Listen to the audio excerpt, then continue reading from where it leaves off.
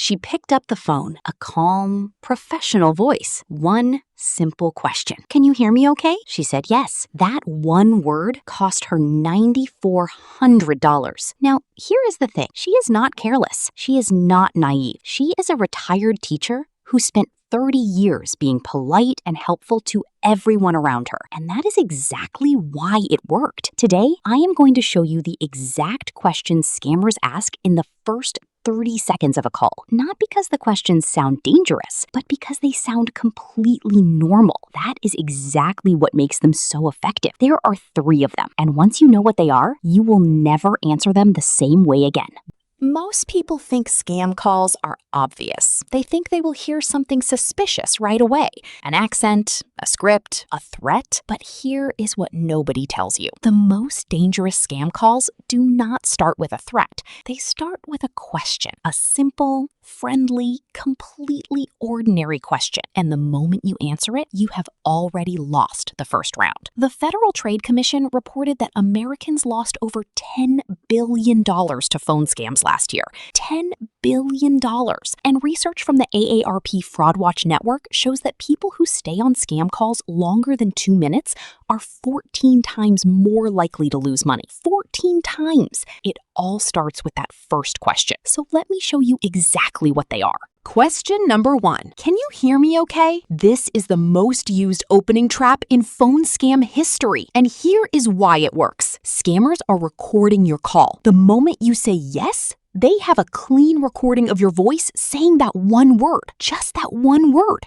And in today's world of artificial intelligence, that single yes is enough. They can attach it to any fake recording they want. Do you authorize this $4,000 transfer? Yes. Do you agree to these loan terms? Yes. Did you request this service? Yes. You never said those things, but your voice did. So here is what you do instead. When an unknown caller asks if you can hear them, do not say yes. Say this. Who is calling, please?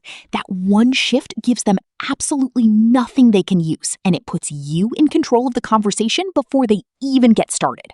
Question number 2. Is this the homeowner? Or am I speaking with the account holder? Or are you the person who makes financial decisions in your household? These questions sound like routine verification. They are not. The moment you say yes, 2 things happen. First, you confirm that the number they dialed belongs to a real person who picks up and engages. Second, and this is the part most people do not realize, you hand them control of the conversation. See, scammers are not just looking for information. They are looking for a pattern where you are the one answering and they are the one leading. And that pattern is very hard to break once it is established. Research from behavioral scientists shows that the first 30 seconds of a conversation set the dynamic for everything that follows. If you answer their questions first, you are following their script, and their script ends with your money in their pocket. So here is the rule. Before you answer any question from an unknown caller, ask one question first. Who is calling and what organization are you with? A legitimate caller answers that immediately. They have your file in front of them. They know exactly why they called. A scammer dodges it, rushes past it, or suddenly creates urgency to move you away from it. Any of those reactions tells you what you need to know. Say thank you and hang up.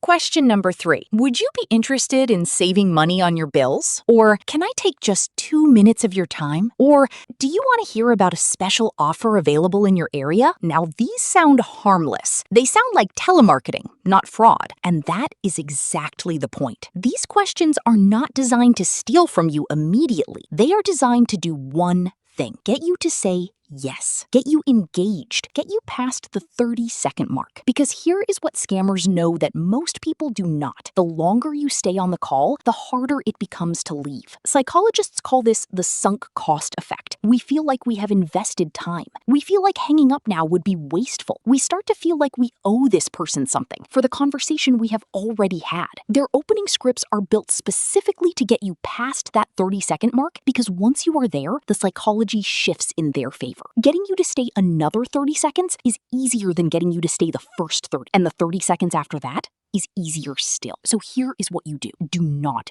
answer. Do not explain. Say this one sentence. I do not take calls from numbers I do not recognize. Goodbye. Then hang up. No apology, no explanation. The click of the phone is a complete sentence. Okay, but here is the good news. The defense against all three of these questions is shockingly simple. It comes down to one rule. Never answer a question from an unknown caller before asking one of your own. That is it. That single rule defeats every opening trap in existence because scammers are trained to lead. Their entire script depends on you following. The moment you lead instead, they have nothing. Here is your complete playbook. Step 1. When you hear, "Can you hear me?" do not say yes. Say, "Who is calling, please?" Step 2. When you hear, "Is this the homeowner?" do not answer. Say, "What organization are you calling from?" Step 3. When you hear, "Can I take 2 minutes of your time?" do not engage. Say, "I do not take calls from numbers I do not recognize." Goodbye. Then hang up. And here is a bonus tip. Go into your phone settings right now. On an iPhone, go to Settings, then Phone, then Silence Unknown Callers. On Android, open the phone app, go to Settings, and turn on Caller ID and Spam Filtering. Turn that on, and most of these calls will never even reach you in the first place. Now, what if you are watching this and thinking, I have already answered those questions, maybe more than once? First of all, do not panic. You are not alone. Millions of people answer these questions every single day. These are professional manipulators. They have spent years perfecting these techniques. There is no shame in it. But here is what you should do right now. First, check your bank statements and credit card activity. Look for any charges you do not recognize, no matter how small. Scammers often start with tiny amounts to test the waters. Second, if you said yes on a suspicious call recently, contact your bank and flag the call. Tell them you may have been recorded saying yes to an unknown caller. Ask them to add a note to your account. Third, report the call to the Federal Trade Commission at reportfraud.ftc.gov. It might feel like a small thing, but those reports help authorities identify and shut down these operations. So let me leave you with this. Those 3 questions are not a mystery anymore. You know exactly what they are.